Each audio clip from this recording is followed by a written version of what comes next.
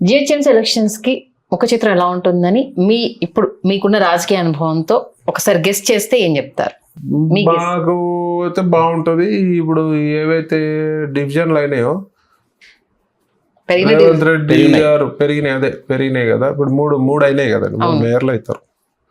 ఒకటైతే clear cut అర్థమవుతుంది, ఎంఐఎంకి ఇద్దామనే ఒక దురాలోచనతోటి రేవంత్ రెడ్డి కుట్ర పండినారు. ఎందుకంటే ఎంఐఎం అయినా కాంగ్రెస్ అయినా ఒకటి, నో డిఫరెన్స్, సపరేట్ ఉంటారు అంతేగాని.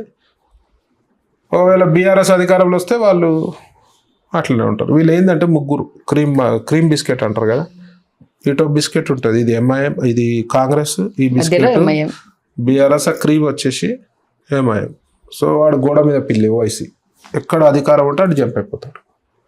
లైవ్ ఎగ్జాంపుల్, అసలు బీఆర్ఎస్ జూబ్లీహిల్స్ కాన్స్టిట్యున్సీని పట్టించుకోలేదు, కాంగ్రెస్కి వేయాలని చెప్పిండు. మరి పట్టించుకున్నప్పుడు 4 ఏళ్ళు 5 ఏళ్ళు 6 ఏళ్ళు పట్టించుకోలేదు. మరి నువ్వేం బీకినవరా? అప్పుడు నువ్వు బీఆర్ఎస్ తోటే ఉన్నావు కదా, మరి పట్టించుకోవట్లేవు. మరి నీ కాన్స్టిట్యున్సీ బీఆర్ఎస్ వాళ్ళు డెవలప్ చేస్తలేరని మరి ఫైట్ చేసి డెవలప్ చేపించచ్చు కదా జూబ్లీహిల్స్. అంటే ఉట్టి అయ్యాల వాళ్ళ అధికారంలో లేరు కదా, వీళ్ళ దిక్కు.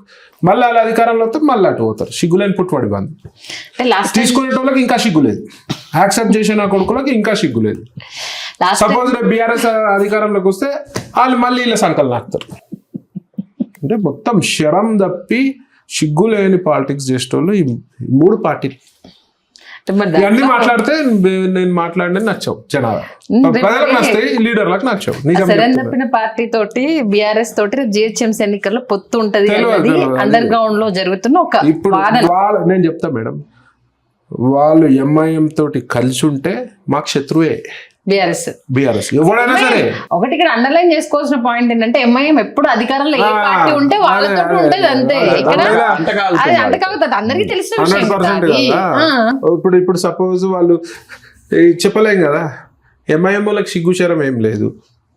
సో ఎప్పుడు ఎవరినైనా పోయి వీళ్ళు నాకొచ్చు, సో అది మనం చెప్పలేము. వాళ్ళు ఒకవేళ బీఆర్ఎస్ ఎంఐఎం ఒకటంటే మాత్రం నాకు తెలిసితే ఇంకా వాళ్ళంతా వర్స్ట్ ఎవరు ఉండరు. తిట్టుకున్నారు కదా గత ఎన్నికలది ఏ రేంజ్ లో ఫైట్ జరిగింది అనేది చూసాం. మొన్న మున్సిపల్ ఎన్నికల వరకు కూడా డి అంటే డి అని పరిస్థితులు చూసాము. మళ్ళీ అలియన్స్ అని అంటే అందరి నేతలు కలిసిపోగలుగుతారా? అందరూ ఎట్లా కలుస్తారు మేడం, కలవలేరు. కొందరికి ఉంటాయి మనసులలో గాయపడ్డ వాళ్ళు చాలా మంది ఉంటారు కదా, మా లాంటి వాళ్ళు. అదే ఉంటున్నా, బీఆర్ఎస్ అధికారంలో ఉన్నప్పుడు నేను శివాజీ స్టాచ్యూ ఇష్యూ అయినప్పుడు నా మీద రకరకాల కుట్రలు చేశారు. కేసులు పెట్టి అన్ని ఉంటది కదా మేడం. కానీ end of the day Chikoti Praveen ఒక్కడే కాదు కదా బీజేపీ మహాసముద్రం, వాళ్ళలో చిన్న నీటి బొట్టు. ఇప్పుడు మున్సిపల్ ఎన్నికలు జిహెచ్ఎంసీకి ఎఫెక్ట్ చూపించమంటారా? దేనికి? 3rd ప్లేస్ లో ఉంది కాబట్టి ప్రత్యామ్నాయం బీఆర్ఎస్ అన్న ఒక వాదన స్ట్రాంగ్ గా వినిపించినప్పుడు మున్సిపల్ ఎలక్షన్ తర్వాత మనం మీటింగ్ పెట్టుకుందాం, ఇంటర్వ్యూ పెట్టుకుందాం. ఎన్ని సీట్స్ వస్తాయి మున్సిపల్? తెలియదు మేడం, 300 సీట్స్ ఉన్నాయి. మంచి ఫిగర్ తోటి వస్తాం, మేయర్లు వస్తాం అని చెప్పి నాకు నమ్మకం, పూర్తి విశ్వాసం ఉంది. మేయర్ అలియన్స్ తో ఉంటే బీజేపీకి అలియన్స్ వాస్తవంగా బీజేపీకి వాళ్ళకి అవసరం మీ దగ్గరకు వద్దాం అనుకుంటున్నారు. పెద్దలు నిర్ణయిస్తారు. సరే బీజేపీకి అవసరం లేదు, వాళ్ళ కేసులు ఉన్నాయి కాబట్టి సరే ఇక్కడ ఏంటిది ఉన్నాయి, కవితమ్మ మీద ఉన్నాయి, వాళ్ళ మీద ఏం లేవు కదా. కాళేశ్వరం దానికి సంబంధించి నడుస్తుంది కదా, మన రేస్ కార్ రేస్ అది నడుస్తుంది, ఫోన్ ట్యాపింగ్ ది నడుస్తుంది. అంతో ఇంతో అక్కడ కొంత తగ్గారు కాబట్టి బీజేపీ నుంచి బీఆర్ఎస్ వాళ్ళకి సపోర్ట్ వస్తుంది కాబట్టి కొంచెం ముందుకెళ్ళట్లేదు. ఆ కేసుల గురించి వస్తే మా వాళ్ళు ఏం దగ్గర తీసుకో, ఒకవేళ కేసుల గురించి వస్తే దాని నాకు అసలు క్లారిటీ లేదు. నాకు ఆ విషయంలో, పొత్తుల విషయంలో నాకు ఇలాంటి క్లారిటీ లేదు. ఇటు హిందూ ధర్మం అనేసి రాజకీయంగా మీరు లాస్ అయిపోతున్నారు. ఎందుకంటే ఒక పొలిటికల్ లీడర్ కి ఉండే ఒక బలం అనేది ఆబ్వియస్ గా ఒక రూల్ చేసే ఒక పొజిషన్ వస్తుంది. మీరు దాన్ని రీచ్ అవ్వడానికి ఇది అడ్డమైపోతుంది అనేది ఎప్పుడు అనిపించట్లేదా? నాకు అనిపిస్తుంది. ఒకవేళ అది అడ్డమైతే కూడా నాకేం ప్రాబ్లం ఉందా? రాజకీయమా హిందూ ధర్మమా అంటే ధర్మమే అని చెప్తే క్లారిటీ ఉన్నా. నేను రేపు ఎమ్మెల్యే అవ్వాలని కానీ మినిస్టర్ అవ్వాలని కానీ ఏం థాట్ లేదా? ఎందుకుండదు? ఈ ఎన్నికల్లో పోటీ చేసే ఉద్దేశం ఉందా? ఏ ఎన్నికల్లో? జిహెచ్ఎంసీ ఎన్నికలు లేదు, జిహెచ్ఎంసీలో అసలు థాటే లేదు. మనకి ఎమ్మెల్యే ఎవరు ఎంపీ ఎక్కడ అంటే ఎక్కడ నుంచి ఏం లేదు. బైఫర్కేషన్ అయ్యి మహిళలు కావాలి, ఇప్పుడు 33% మహిళా రిజర్వేషన్ ఉంది. సో క్లారిటీ లేదు, ఏ క్లారిటీ లేదు. ఒక్కటి మాత్రం చెప్పగలుగుతా, ఎక్కడ పోయినా నాకు అంటే అడుగుతారు కదా మీరు మా దగ్గరికి రావాలన్నా, మీరు మాతో వరంగల్ ఉండాలన్నా పిలుస్తారు, అనేసరి. అసలు ముఖ్యమంత్రి మీద పోటీ చేయమని పిలుస్తారు. అట్లా చాలా చోట్ల ఆంధ్రాలో పిలుస్తున్నారు మేడం. ఆంధ్రాలో అన్న నువ్వు ఆంధ్రాకి రా గెలుస్తావు ఖచ్చితంగా, ఆంధ్రాలో పాలిటిక్స్ రా అంటే అరే ప్రాంతీయ ఫుల్ ఉంటుంది రా బాబు, నేనేడు వస్తా, నా తెలంగాణలోనే కొంచెం పోటీ చేస్తాం, డెఫినెట్గా పోటీ చేస్తా. ఒకవేళ హిందూ ధర్మం మాట్లాడొద్దు, తెలంగాణలో 2028 హిందూ ధర్మం మాట్లాడితే అవసరం లేదు నువ్వు మా పోటీ చేయొద్దంటే ఓకే నో ప్రాబ్లం, హిందూ ధర్మమే మాట్లాడతాం, ఇంకెక్కువ మాట్లాడతాం. బీజేపీతో ఉంటారా? బీజేపీ తోటే కంపల్సరీ 100%. ఇంకే పార్టీలో ఒకవేళ ఆహ్వానం నేను మోడీ వచ్చి గారి ఈ fan, వాయిస్ అమిత్ షా గారి ఫ్యాన్ నేను. మళ్ళీ మన ఒకవేళ వేరే యోగి ఏదైనా గారి పార్టీ అంటే ఇప్పుడు బీఆర్ఎస్ నుండి అనుకుందాం, నీ హిందూ ధర్మానికి మేము ఫుల్ సపోర్ట్, వాళ్ళు పొద్దున్న కేసీఆర్ ఇట్లా పట్టీలు కడతాడు, దర్గాకెళ్ళి వచ్చినాయి, ఆయన ఎన్నడు చేస్తాడు మేడం? అంతే అంటారా? హిందువులపై కేసులు, అడ్డగోలు, మన గోరక్షకులపై కేసులు, హత్యాయత్నాలు చేసిన వాళ్ళు చేసే యాగాలు అన్ని కూడా హిందువులు పొందుగాలు అన్నాడుగా, అవన్నీ ఎందుకు ఓకే కేసీఆర్ అన్నాడుగా హిందువులు చేస్తాడు. అది ఇప్పుడు చేస్తాడు, ఎలక్షన్ల ముందు చేస్తాడు. పిచ్చి హిందువులని పాపం అమాయకమైన హిందువులని నమ్మించే ప్రయత్నం చేస్తాడు. కవిత కొత్త పార్టీ కట్టర్ హిందువులు నమ్మరు. మరో షర్మిల అంతేనా? రేవంత్ రెడ్డి వదిలిన బాణం అంటున్నారు, నిజమేనా? ఉండొచ్చు. రేవంత్ రెడ్డి ఇలాంటి నీచ రాజకీయాలలో చేస్తాడు, ఓకే పదవి గురించి ఏమైనా చేస్తారు. ఎందుకు రేవంత్ రెడ్డి అంటే కక్ష ఉందా? కక్ష లేదు, ఆయన ఒక ఫైటర్ గా ఇష్టం, కానీ ఇన్ని దాడులు జరుగుతుంటే ఒక్క రోజు కూడా స్పందించలే, ఒక్క రోజు కూడా స్పందించలేదే. హోంమంత్రి ఆయన దగ్గర పెట్టుకున్నాం, ఈ స్టిల్ కేసులు అయితేనే ఉన్నాయి, నా మీద కూడా కేసులు పెట్టినారు హిందుత్వం మాట్లాడితే, దాని గురించి స్పందించవే. కేసీఆర్ పాలన, రేవంత్ రెడ్డి పాలన రెండింటికి తేడా చెప్పాలంటే ఏం చెప్తారు? తేడా ఏముంటది మేడం? ఏముండదు, ఇద్దరు కుమ్మేద్దామనే ఉన్నారు. కాకపోతే పాప వీళ్ళు కొంచెం డిసప్పాయింట్లో ఉన్నారు. ఎవరు? మన కాంగ్రెస్ వాళ్ళు. అంటే ఏ పరంగా? ఏ పరంగా అంటే చాలా తినొచ్చు అని వచ్చిర్రు డబ్బులు, వాళ్ళంతా తినొచ్చు, ఆల్రెడీ మొత్తం మూటములో చదువుకున్నాడు ఆయన కేసీఆర్. వీళ్ళకి అప్పులు పెట్టిండు, వీళ్ళు 1,00,00,000 కోట్ల అప్పులు ఉన్నాయి అనుకుర్రు, 7-8 లక్షల కోట్ల అప్పులు ఉన్నాయి. ఎవడన్నా ముఖ్యమంత్రి చెప్తారా నాకు ఏడ కూడా డబ్బులు ఉడతలేవు, నన్ను చూస్తే చెప్పులు దొంగ లెక్క అనుకుంటుర్రు, ఏడవైనా పైసలు ఇస్తలేవు, ఎవడని చెప్తాడా? ముఖ్యమంత్రి అని చెప్తారా? ఓపెన్ గా చెప్తున్నాడు నాకు డబ్బులు కుడతలేవు, నాకు అప్పులు తెచ్చే ఇల్లేదని. వాళ్ళేమో కేసీఆర్ మాటలు మాయ మొత్తం మాయలే కదా, ఎన్నో ఏదో ఒకటి చెప్పాను మోసం చేశాను అవతలని అప్పులు తెస్తుండే, అప్పులు తెచ్చి మొత్తం మనిషికి నెత్తి మీద, మీకు కూడా 1,00,000 అప్పు ఉంది తెలుసా? ప్రతి ఒక్కరి నెత్తి మీద ఉన్నది, సార్కి లేదు ఎందుకంటే ఆంధ్ర కదా, మనకున్నది. ఓవరాల్ రేవంత్ రెడ్డి పాలన గురించి చెప్పాలంటే ఏం చెప్తారు? ఏం చెప్తారు? చెత్త పాలననే, ఇచ్చిన మాట అన్ని జూటా హామీలు. ఒక బస్ అని పెట్టి ట్యాక్సీలలో కడుపు కొట్టిండు, ఆటోలలో కడుపు కొట్టిండు, ఏడో కాపీ పేస్ట్ లెక్క ఆ తమిళనాడుకి వెళ్ళి తెచ్చి ఆ స్కీమ్ పెట్టిర్రు. కర్ణాటక ఫస్ట్ తమిళనాడు కూడా ఉండేది ఫస్ట్, తర్వాత కర్ణాటక, ఇలా కాంగ్రెస్ గవర్నమెంట్ కర్ణాటక పెట్టారు. ఆ కొత్తగా ఆడపిల్లల పెళ్లికి తులం బంగారం పెడతా అన్నాడు, 1.5-2 lakhs అయింది బంగారం. వాళ్ళకి కూడా మోసం చేసిండు. పింఛన్లు ఇస్తా అని ముసలోళ్ళని మోసం చేసిర్రు, ఉద్యోగాలు ఇస్తా అని చెప్పి యువతను మోసం చేసిర్రు, సంటి పిల్లలని మోసం చేయలేదు. ఇంకా వాళ్ళకి ఓట్లేదు కాబట్టి ఓటు లేదు, ట్రై చేస్తాడు అట్లా, ఏమో వెరీ టాలెంట్. వాళ్ళకి సంబంధించి ఏముంటుంది ఇంకా? ఏమని పాలల్లో ఏదో చెప్తాడు, ఏముంది నెక్స్ట్ ఎలక్షన్ చెప్తాడు ఇంటికి చిన్న పిల్లలకు పాల డబ్బా ఫ్రీ ఇస్తా అని చెప్తాడు. ఇప్పుడు అవే ఉచితాలని కదా తమిళనాడులో కూడా మీ బీజేపీ నమ్ముకోబోతుంది. అట్లా కాదు పద్ధతి, బీజేపీ ఓవర్గా ఇయ్యదు. ఇప్పుడు ఎట్లా ఉంటుంది అంటే ఒక బడ్జెట్ 1,00,000 కోట్లు అనుకో, ఒక 20% అప్పు తెచ్చో 1,20,000 కోట్లు, బడ్జెట్ 1,00,000 కోట్లు ఉంటే వీళ్ళు 10 లక్షల కోట్ల వాదాలు ఇచ్చేస్తారు. ఏం చేస్తావు? డబ్బులు ఏ నుంచి వస్తాయి?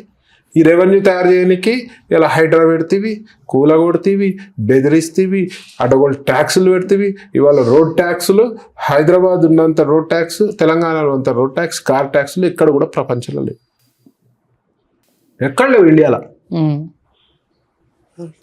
ప్రజలను పీడిస్తూ నువ్వు స్కీమ్లు ఇస్తేవి పీడిస్తుంటివి.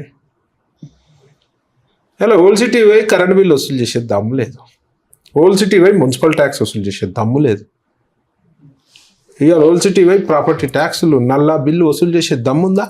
అదంతా ఒడగడుతున్నాడు, మనం కడుతున్నాం. ఇవాళ ఆ భారం అంతా దాని మీద పడుతుంది కదండి. మీకు తెలియకుండా కూడా మీరు ఎవరిదో డబ్బులు కడుతున్నారు. మీరు అన్ని తోపుతురు మాటలు ఆడ చెయ్యి, అలాగే మూసి దగ్గర గాంధీ విగ్రహం కోసము అపార్ట్మెంట్ వాళ్ళను రోడ్డు మీద పడే జర్నలిస్ట్ రోడ్డు మీద వేసేస్తున్నారు. కరెక్టా? దాని ఇవాళ జర్నలిస్టులపై చిన్న చూపు, ఇవాళ యూట్యూబ్లపై చిన్న చూపు, ఇవాళ యూట్యూబ్ ఛానళ్ళను బెదిరిస్తావు యూట్యూబ్ బ్యాన్ చేస్తా అని. ఇవాళ అదే యూట్యూబ్ లేకపోతే నీ బతికేంది, నిన్న వాడు గుర్తుపడుతుండే. ఇలా యూట్యూబ్ నుంచే నువ్వు హీరో అయినావు, ఇవాళ ఒక అన్నలను ఎక్కినావు అని చెప్పి నువ్వు ఇలా తొక్కే ప్రయత్నం చేస్తావా? జర్నలిస్ట్ అని ఎక్కడ పడితే అక్కడ అరెస్ట్ చేసి సేమ్ బీఆర్ఎస్ ఎట్లయితే చేస్తుందో సేమ్ కాపీ పేస్ట్. వీళ్ళంతా ఒకటే కదా ఎట్లయినా. డౌట్లు ఉంటే ఫోన్ చేసి కేటీఆర్ కడతారు. ఏం చేయాలి కేటీఆర్ అంటే, నువ్వైతే ఒక 1000 కోట్లు పంపి ఫస్ట్ అంటే అలా మాట్లాడుకుంటారు. Package madam, phone tapping. మీరు ఊకే బీజేపీ జైలుకి రాకుండా నేను చెప్పేది వినండి. ఇప్పుడు మొన్న కరీంనగర్ దాంట్లో లింక్ పల్లె కొండి పెట్టి మీరు మాట్లాడి అటు పోయి ఇటు కాంగ్రెస్ బీజేపీ పొత్తు అంటారు, బీఆర్ఎస్ బీజేపీ పొత్తు అంటారు, మధ్యలో బీజేపీ అటు ఇటు అన్నట్టు నలుగుతూనే ఉంది కదా. ఏం నలగదు, మేము అంటున్నది కాదు కదా, వినిపిస్తున్నది కదా. నేను మీ ముందు తీసుకొచ్చింది బీజేపీ నలిపేస్తారు. ఎవడన్నా అన్యాయం చేసిన, స్కాములు చేసినా నలిపి పడేస్తారు బీజేపీ. ఓకే, అడ్డగోలు మంచి ఫ్లో వస్తుంటే మీరు మాట్లాడిస్తారు. ఫోన్ ట్యాపింగ్ కేసులో ఏం చేసిరండి? ఏమి చేయాలి, విచారణ జరుగుతుంది. విచారణ జరుగుతుంది 10-15 ఏళ్ళు 20 ఏళ్ళు జరుగుతుంది. మా ముసలోళ్ళు అయిపోతాం, విచారణ జరుగుతూనే ఉంటుంది.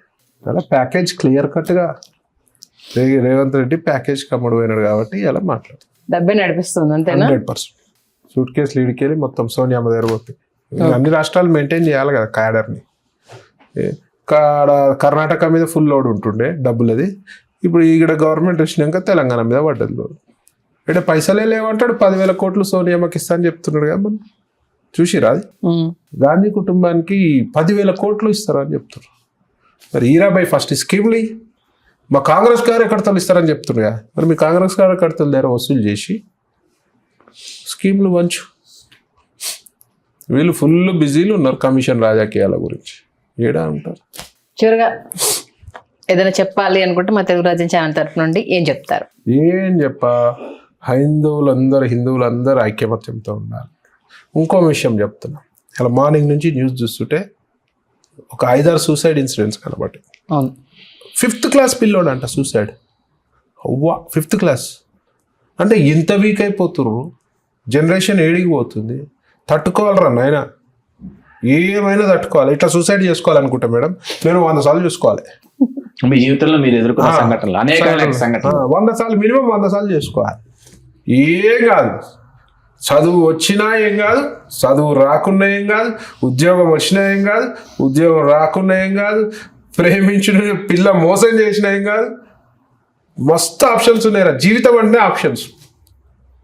చదువు కానీ ఉద్యోగం కానీ ఏడనని ఇండియాలో ఎక్కడైనా హ్యాపీగా బతకొచ్చు. సూసైడ్ చేసుకోవాల్సిన పనే లేదు.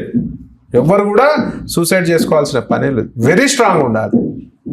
ఈ దానికి చిన్న ఎగ్జామ్ ఫెయిల్ అయిందని సూసైడ్, ప్రేమ విఫలమైందని హిందూ పుట్టుక పుట్టి ఇజ్జతే పోతుంది. దేన్నైనా ఎదిరించే శక్తి ఉంటుంది. మీరు వీక్ ఉన్నప్పుడు గుడికి పోండి, దేవుని నమ్ముకోండి, ఒక గురువు దగ్గర పోండి, అట్లా నేను లంగబాబాల దగ్గర పోకండి. డెఫినెట్గా మీకు శక్తి వస్తుంది. అయినా కూడా ఇబ్బంది ఉంది, మీకు డిమోరలైజ్ అయితే నాకు కాల్ చేయండి, నేను మీకు చెప్తా. నా ఇంటికి రండి. ఎన్ని రోజులు అంటే అన్ని రోజులు మిమ్మల్ని చూసుకుంటా. అడ్రస్ చెప్పేసేయండి, పనిలో పని ఇంటికి వచ్చేస్తా. ఫోన్ నెంబర్ మీ ఛానల్ ద్వారా పెట్టండి. జెన్యూన్ కేసు ఉంది, ఇబ్బంది ఉందంటే 1 అవర్ కౌన్సిలింగ్ ఇస్తాను నేను. ఎన్ని దెబ్బలు తిన్నాం మేడం మేము, కాపాడుకోవాల్సిన బాధ్యత మనకు ఉంది కాబట్టి అంత వీక్ ఉండాల్సిన అవసరం లేదు. మార్నింగ్ నుంచి న్యూస్ లో ఒక 5 ఇన్సిడెంట్స్ హావ్ సీన్. ప్రేమ ఒక అమ్మాయి ఇన్ఫ్లుయెన్సర్ తను చిన్న పిల్ల ఇంటర్ ప్రేమ ఇంటర్ దానికి నీకు ప్రేమ ఏందా? టెంపుల్స్ కి సంబంధించి అమ్మాయి ఎన్ని పూజలు అవన్నీ చూసి వాడు నో చెప్పాడని చెప్పేసి అమ్మాయి వాడు నో చెప్తే ఇంకోటి వస్తాడు. నీ జీవితం మంచిగా అవుతుందేమో. ఏదన్నా గట్టిగా అనుకున్నది కాలేకపోతే దానికంటే మంచిది భగవంతుడు ఇస్తుండ అనుకోవాలి. నాపై ఈడి దాడి జరిగినప్పుడు సమాజం మొత్తం ఒక సైడ్ ఉండే, నేను ఒక సైడ్ ఉండే. భగవంతుడు ఆ రూపాన ఇవాళ చిగోటి ప్రవీణ్ని ఫేమ్ చేసాడు. ఈడి దాడులతోటే కదా నేను ఫేమ్. ఇవాళ హైందత్వానికి సేవ చేయగలుగుతున్నా, మీ అందరికి పరిచయం అయ్యగలుగుతున్నా. ఆ రోజు నేను కుమిలిపోయి సూసైడ్ చేసుకుంటే వీడు ఏదో దేశద్రోహి, ఏదో పెద్ద నేరం చేసిండు అందుకే సూసైడ్ చేసుకున్నాడు. అవును. ఇవాళ సూసైడ్ చేసుకోవడం వల్ల మీ అమ్మ నాన్న, మీ మొత్తం మీ ఫ్యామిలీ అందరు రోడ్డు మీద పడతారు. రకరకాల గాసిప్స్ వస్తాయి. అమ్మాయి కానీ అబ్బాయి కానీ ఇంట్లో బ్లేమ్ అవుతారు. అలా ఒక్క క్షణం ఆ క్షణిక ఆవేశంలో ఆలోచన వస్తే గో టు గుడ్ సైక్రెటిస్ట్. ఇలా మంచి మంచి ట్రీట్మెంట్స్ వచ్చినాయి సూసైడ్స్కి కూడా. ఆ ఫీలింగ్ వచ్చేటోళ్ళకి ఎంత డెలికేట్ ఎందుకు అవుతారు? అసలు కావద్దు. కొట్టినా బలంగా ఉండాలి. ఏం జరిగినా ఏం అయ్యేదే లేదు. ఒక్క అవకాశం జీవితం ఒకటేసారి వస్తుంది, కాపాడుకోండి. 100 అవకాశాలు ఉంటాయి జీవితంలో. ఈ బిజినెస్ కాకపోతే ఆ బిజినెస్, అలా ఐఏఎస్ కాకపోతే ఇంకో పెద్ద తోపు అవుతావేమో, అంబానీ రేంజ్లో రీచ్ అవుతారేమో. ఖచ్చితంగా. సో దేవుడు ఎప్పుడంటే ఇది కాలేదంటే ఇంకేదో something is good waiting for you. ఆ దారికి అనుకో. ఖచ్చితంగా ప్రవీణ్ గారు, ఈ యాంగిల్ ఒక ఇంటర్వ్యూ కంపల్సరీ చేద్దాము. నేటి జనరేషన్ కి ఓట్స్ అవసరం కూడా. అడగగానే ఇంత బిజీ టైంలో టైం ఇచ్చి హిందూ ధర్మం గురించి, మీరు చేస్తున్న కార్యక్రమాల గురించి, అలాగే రాజకీయ కార్యకలాపాలు అన్నింటి గురించి చాలా చక్కగా వివరించారు. Thank you. ధన్యవాదాలు. జై శ్రీరామ్.